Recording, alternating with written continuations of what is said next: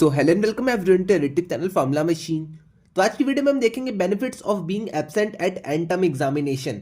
तो आप लोगों को क्या फायदा होगा, क्या बेनिफिट होगी अगर आप अपने एंड टर्म एग्जाम में एब्सेंट हो जाते हैं देन। तो यस, आज हम बेनिफिट के ऊपर बात करेंगे। अगर आप अपने एंड टर्म एग्जाम को छोड़ रहे हैं देन मैं ऐसा आपको बिल्कुल सजेस्ट नहीं करूंगा कि आप अपने एंड टर्म एग्जाम को छोड़ ही दीजिए। बट अगर आपकी कोई मेडिकल इमरजेंसी है, अगर आप आउट ऑफ स्टेशन है, तब आप अगर अपने एंड टर्म एग्जाम को छोड़ते हैं तो आपको बेनिफिट क्या होगा। ओके, तो आज की वीडियो में हम इसी चीज पे बात करेंगे कि बेनिफिट आपको क्या होने वाला है अगर आप अपने एंड टर्म एग्जाम को छोड़ते हैं देन। तो अगर आप अपने एंड टर्म एग्जाम को छोड़ते हैं तो आपके पास दो ऑप्शंस रहते हैं, जैसा कि मैंने आपको प्रीवियस वीडियो में भी बताया था। आपके पास दो ऑप्शंस है, आप मेकअप एग्जाम दे दीजिए या फिर आप पूरे उस एंटायर कोर्स को रिपीट कर लीजिए।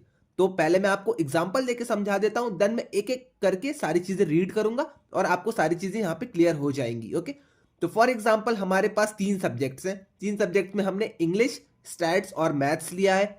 इंग्लिश हमको आता है, इंग्लिश का हम एग्जाम दे दिए एंड टर्म एग्जाम। मैथ्स हमको आता है अच्छे से, मैथ्स का हमने एंड टर्म एग्जाम दे दिया। बट स्टैट्स में हमको बहुत सारी दिक्कत आ रही है और हम नहीं चाहते हैं कि हम स्टैट्स का एग्जाम दें। तो आप स्टैट्स का एग्जाम छोड़ सकते हैं, आप स्टैट्स के एग्जाम में एब्सेंट हो सकते हैं। उसके बाद आप 1,000 रुपए देके नेक्स्ट टर्म में स्टैट्स 1 का एग्जाम दे सकते हैं, जिसको कि हम मेकअप एग्जाम कहते हैं। ओके, तो मेकअप एग्जाम आप स्टैट्स 1 का दे सकते हैं, इस टर्म में नहीं, अगले टर्म में आप स्टैट्स 1 का मेकअप एग्जाम दे सकते हैं। बट उसके लिए आपको 1,000 रुपए फीस पे करनी पड़ेगी।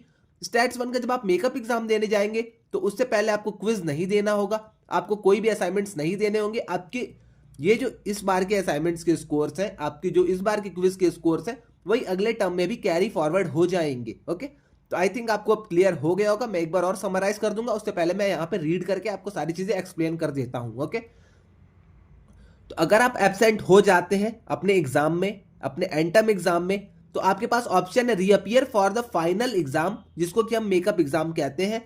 They can attend only the end term examination whenever it is conducted in subsequent term. तो जब भी वो आपका कंडक्ट होगा अगले टर्म में, तब आप उसको बस अटेंड कर सकते हैं, जिसकी आपकी फीस रहेगी। The fees to repeat the end term exam will be 1,000 rupees. तो 1,000 रुपीज आपको पे करना होगा as a fee for makeup exam, और आप उसके बाद मेकअप एग्जाम दे सकते हैं। 1,000 रुपीज आपकी फाउंडेशन की फीस है, वहीं डिप्लोमा की आपकी 2,000 और डिग्री की भी आपकी 2,000 रुपए फीस होती है। ओके, तो आई थिंक आपको फर्स्ट लाइन क्लियर है। अब सेकंड और थर्ड लाइन को आप बहुत ही ध्यान से पढ़िएगा। ओके, तो ये वाली अपनी लाइन कहती है, if the learner reattempts the course in intermediate next term then the average quiz score will be carried. तो जैसा कि मैंने आपको बताया, आपका वही क्विज का स्कोर कैरिड हो जाएगा और आपका वही असाइनमेंट का स्कोर कैरी फॉरवर्ड होकर नेक्स्ट टर्म में चला जाएगा। आपको बिल्कुल भी जरूरत नहीं होगी कि आप अपने स्टैट्स के क्विज क्विज दें, स्टैट्स का आप असाइनमेंट दें, तो आपको ये सारी बिल्कुल भी जरूरत नहीं होगी।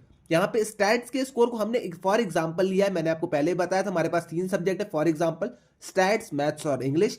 मैथ्स और इंग्लिश का हमने एग्जाम दे दिया, बट स्टैट्स में हमको बहुत सारे डाउट्स आ रहे थे, हमको आ ही नहीं रहा था कुछ भी, तो स्टैट्स का हमने एग्जाम छोड़ दिया। स्टैट्स का हमने मेकअप एग्जाम दिया है। ओके, तो आई थिंक आपको ये चीज क्लियर हो गई होगी।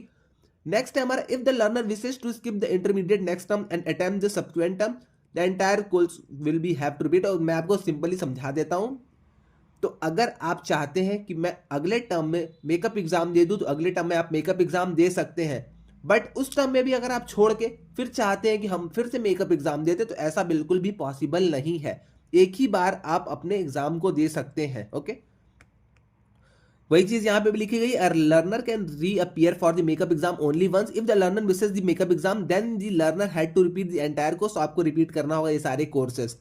तो आई थिंक अब आपको क्लियर हो गया होगा। अब बहुत लोगों का मेरे तो जो माइंड में डाउट आता है एक, बहुत सारे स्टूडेंट्स के, अब मैं वो आपको एक एक करके क्लियर करता हूं। तो बहुत सारे स्टूडेंट्स पूछेंगे, भैया हमारे तीन सब्जेक्ट्स हैं, मुझे मैथ्स में दिक्कत आ रही है, तो क्या मैं मैथ्स के लिए मेकअप एग्जाम दे सकता हूं? तो यस, आप मैथ्स के लिए मेकअप एग्जाम दे सकते हैं।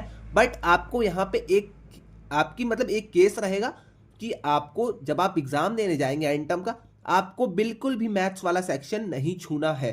आपका मान के चलिए कि आपके पास 2 सब्जेक्ट हैं, 3 सब्जेक्ट हैं, 4 सब्जेक्ट, जितने आपने सब्जेक्ट इस टर्म में लिए हैं, आपको जितने सब्जेक्ट्स आते हैं आप उतने सब्जेक्ट्स का एग्जाम दीजिए। बट जिसका आपको मेकअप एग्जाम देना है, आप उस वाले सेक्शन को बिल्कुल भी मत छूइएगा। अगर आपने उसे ओपन किया, अगर आपने यस करके उसके क्वेश्चंस को सॉल्व करने का ट्राई किया, देन वहां पे आपका प्रेजेंट लग जाएगा और उसके भी मार्क्स आपके कैलकुलेट हो जाएंगे। ओके, तो जिस भी सब्जेक्ट में आपको मेकअप एग्जाम देना है, आपको उस सेक्शन को बिल्कुल भी लीव करना होगा। अगर आप पूरा एग्जाम लीव कर देते हैं, तब आप पूरे एग्जाम का मेकअप एग्जाम दे सकते हैं नेक्स्ट टर्म में। अब जो सेकंड डाउट आता है बहुत सारे स्टूडेंट्स का कि भैया क्या हम नेक्स्ट कोर्सेज के लिए रजिस्टर कर सकते हैं, इस टर्म में हमने स्टैट्स 1 नहीं दिया है, हमने मैथ्स 1 कंप्लीट कर लिया, हमने इंग्लिश 1 कंप्लीट कर लिया, तो क्या अगले टर्म में हम मैथ्स 2 ले सकते हैं, इंग्लिश 2 ले सकते हैं और स्टैट्स 2 स्टैट्स 1 साथ में ले सकते हैं? तो ऐसा बिल्कुल भी नहीं है। आप मैथ्स 2 ले सकते हैं, आप इंग्लिश 2 ले सकते हैं, बट आप वहां पे स्टैट्स 2 नहीं ले सकते हैं। तो आई थिंक आपको ये चीज भी क्लियर हो जाएगी। अगर आपने 1 वाला क्लियर नहीं किया तो आप 2 वाला कैसे भी करके नहीं ले सकते हैं। मेकअप एग्जाम आपको देना पड़ेगा अगले टर्म में, तब आप जाके स्टैट्स 1 क्लियर करेंगे, उसके अगले टर्म में आप जाके स्टैट्स 2 कहीं ले पाएंगे। ओके, तो मेकअप एग्जाम का आई थिंक आपको सारी चीज क्लियर हो गई है। अब आपको बेनिफिट में मैंने आपको बता दी है, अगर आप अपने एग्जाम को छोड़ देते हैं देन आपको क्या बेनिफिट होगी।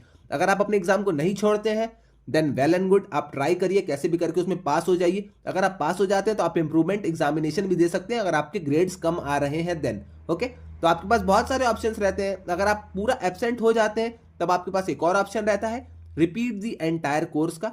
तो आपके पास 2 ऑप्शंस थे, रिपीट दी एंटायर कोर्स या फिर आप मेकअप एग्जाम दे दीजिए। अगर आप मेकअप एग्जामिनेशन देते हैं तो आपको 1000 रुपए देने होंगे, वहीं अगर आप पूरा कोर्स को रिपीट करते हैं देन आपको कोर्स की पूरी फीस पे करनी पड़ेगी। ओके, तो आई थिंक आपको क्लियर हो गया होगा। जिस भी सब्जेक्ट में आपको टफ लग रहा है, टफनेस आपको लग रही है कि इस सब्जेक्ट में मैंने बिल्कुल भी पढ़ाई नहीं करी, ये सब्जेक्ट मेरे लिए टफ है, आप उस सब्जेक्ट में जाके मेकअप एग्जाम दे सकते हैं। मेकअप एग्जामिनेशन की मैंने आपको पूरी एलिजिबिलिटी यहाँ पे बता दी है, आप मेकअप एग्जाम कैसे कैसे करके देंगे।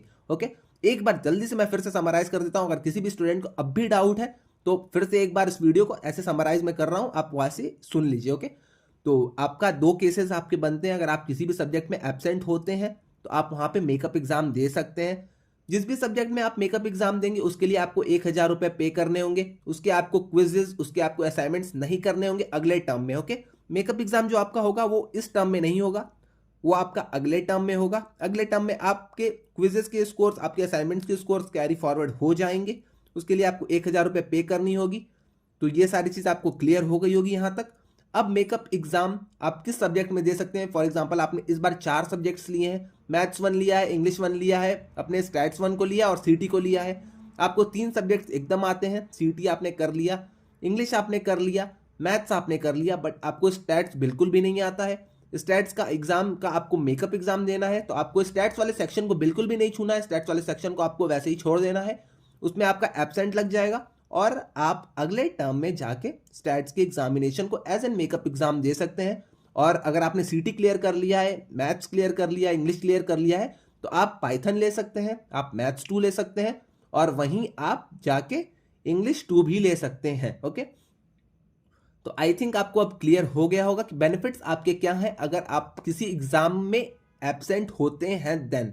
ओके, तो आई थिंक अब आपको सारी चीज क्लियर हो गई होंगी। इसके अलावा भी अगर आपको कोई भी डाउट आता है तो आप आके कमेंट सेक्शन में मुझसे पूछ सकते हैं। इसके पहले भी मैंने एक वीडियो बनाई है, अगर आपने उस वीडियो को नहीं देखा है तो उस वीडियो को भी आप एक बार प्लीज जाके देख लीजिएगा। ओके, तो अगर आपको वीडियो अच्छी लगती है तो चैनल को सब्सक्राइब कर दीजिएगा, वीडियो को लाइक कर दीजिएगा और कोई भी डाउट आता है तो व्हाट्सएप डिस्कशन ग्रुप में आप आके मुझसे पूछ लीजिएगा या फिर आके आप मुझे इंस्टा या लिंक्डइन पे भी डीएम कर सकते हैं, मैं वहां पे भी इन सारी चीजों का आंसर कर दूंगा। तो आज के लिए बस इतना ही, मिलते हैं नेक्स्ट वीडियो में। Till then bye bye.